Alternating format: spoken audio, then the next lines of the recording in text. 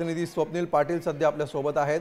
स्वप्नील, अत्यंत महत्त्वाच्या ज्वलंत विषयावर प्रत्येक सर्वसामान्याला संताप यावा अशी घटना बदलापूरच्या शाळेत घडली आणि त्यानंतर आज बदलापूरकरांनी रस्त्यावर उतरत या घटनेचा निषेध नोंदवला। नेमकं आज दिवसभरामध्ये काय काय घडलं याविषयी आम्हाला सविस्तर सांगा आणि या क्षणाचे नेमके काय अपडेट्स आहेत, जी दृश्य हाती येत आहेत, काही बोलकी दृश्य आहेत त्याविषयी सुद्धा सांगा।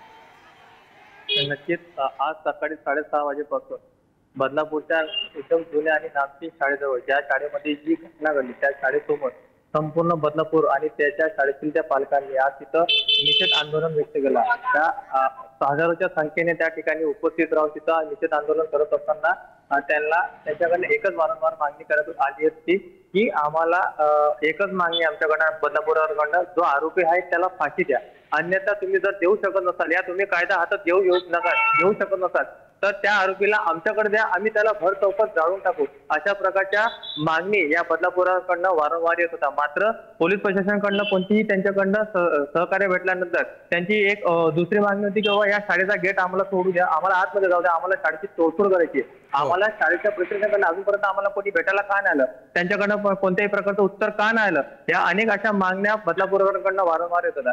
त्याच प्रकरणी दुपारी 12च्या सुमारास जेव्हा आपण बघितलं म्हणजे त्याच्या पहिले इथून काही जे नागरिक आहेत ते रेल्वे स्टेशनवर जाऊन त्यांनी रेल्वे रोको आंदोलन केलं।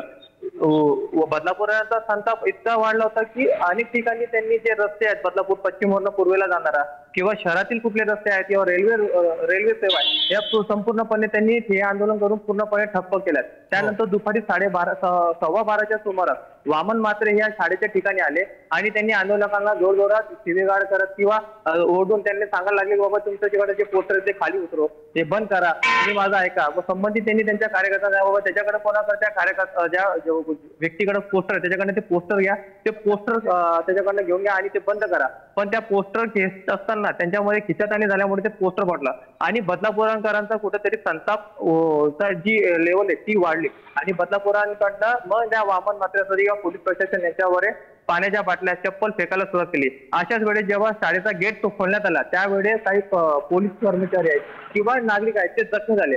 मग त्यामुळे जेव्हा नागरिक जखमी झालेले, जेव्हा धक्काबुक्की व्हायला लागली, शिवीगाळ व्हायला लागल्या पोलीस प्रशासन आणि नागरिकांमध्ये, त्यामुळे पोलीस प्रशासनाला ऍक्शन मोडवर येत त्यांनी संबंधित जे नागरिक आहेत त्यांच्यावर लाठीचार्ज केला आणि त्यामुळे बदलापूरकरांनी तो लाठीचार्ज सहन न केल्यामुळे त्यांनी पोलीस प्रशासनावर दगडफेक करायला सुरुवात केली आणि हा जो प्रकार आहे तो रेल्वे स्टेशनला देखील पाहायला मिळाला की ज्या प्रकारे पोलीस प्रशासन वारंवार त्यांना विनंती करायला जात होते की बाबा आंदोलन मागे घ्या, रेल्वे सेवाला तुम्ही रेल्वेवर तुम्ही कुठला दुष्परिणाम होऊ नका, दुसऱ्या नागरिकांनाही त्याचा त्रास होते, तुम्ही याचा भान ठेवा। पण मात्र नागरिकांचा संताप कुठं आवरेन असा झाला होता। त्यामुळे बदलापूरकरांनी जोही पोलीस प्रशासनाकडनं येत होतं त्यांना बोलण्यासाठी किंवा विनंती करण्यासाठी त्यांच्यावर त्यांनी वारंवार दगडफेक केली।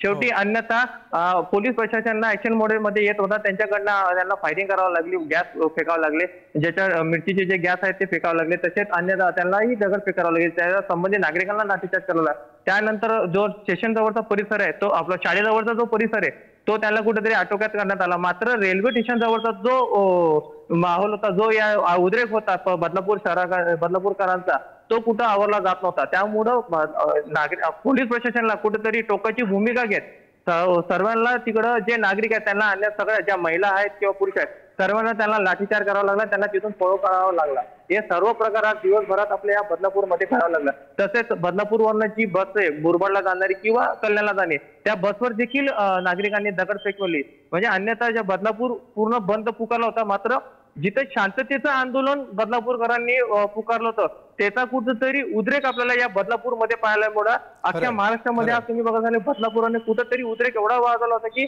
बदलापूर शांततेत न घेता त्याचा दुसरा एक जो परिणाम होता तो आपल्याला पाहायला मिळाला। खरं तर निश्चित धन्यवाद स्वप्नील या सविस्तर माहितीबद्दल। शांततेत सुरू असलेल्या आंदोलनाला अचानकपणे एक उग्र स्वरूप आलं आणि त्यानंतर आंदोलक अधिक भडकले। ते नेमके का भडकले, त्याच्या मागचा घटनाक्रम नेमका काय होता हे आता आपण बघितलं।